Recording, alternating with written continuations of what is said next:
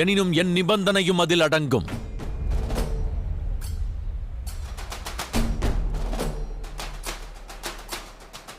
என்ன நிபந்தனை மகாதேவா? ஆதிசக்தியிடமிருந்து நீ எவ்வரம் பெற்றிருந்தாலும் அவ்வரத்திற்கான தீர்வு கிடைத்துவிட்டால் நான் மறுகணமே மீண்டும் உருவெடுப்பேன். மீண்டும் என் சரீரம் கொண்டு சிவனாகவே தோன்றுவேன். காற்றில் வியாபித்த நான் புவியில் வலம் வருவேன்.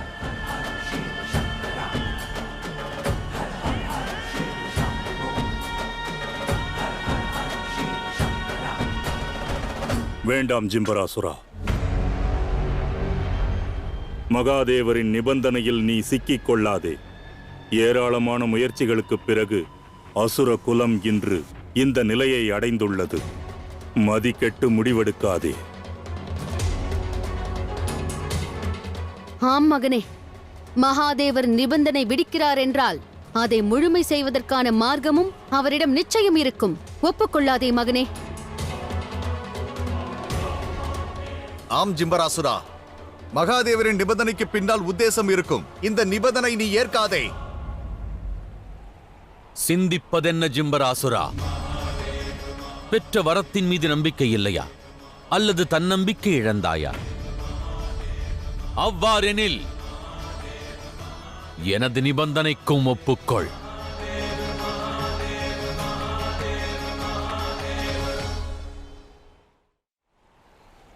ஒப்புக்கொள்கிறேன்.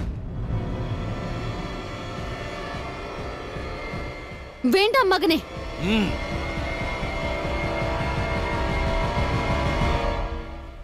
உனது நிபந்தனையை நான் ஏற்றுக்கொள்கிறேன்.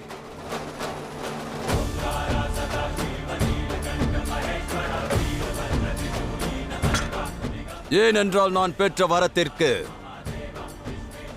எந்த தீர்வும் இல்லை என்பதை நீயே நன்கு அறிவாய். செல், உடனடியாக காற்றில் முழுமையாக கலந்துவிடு.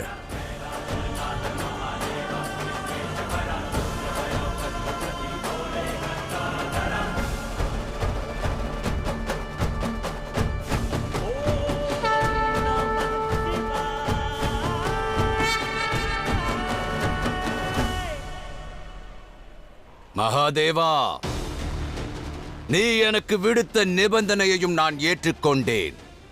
பிறகு ஏன் இந்த தாமதம்? இக்கணமே காற்றில் கரைந்து விடு. நிச்சயமாக.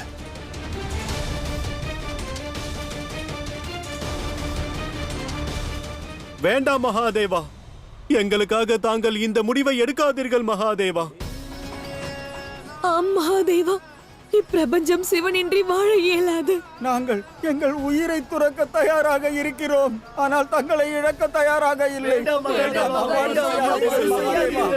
பக்தர்களே, கவலை கொண்டிர வேண்டாம். என் மீது நம்பிக்கை கொண்டிருங்கள்.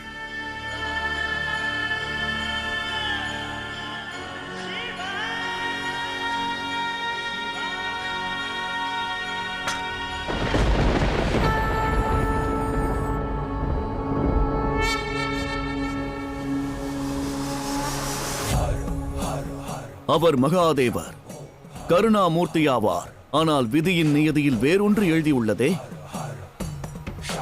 அது அனைவரின் சிந்தனைக்கும் அப்பாற்பட்டு அற்புதமாக உள்ளது.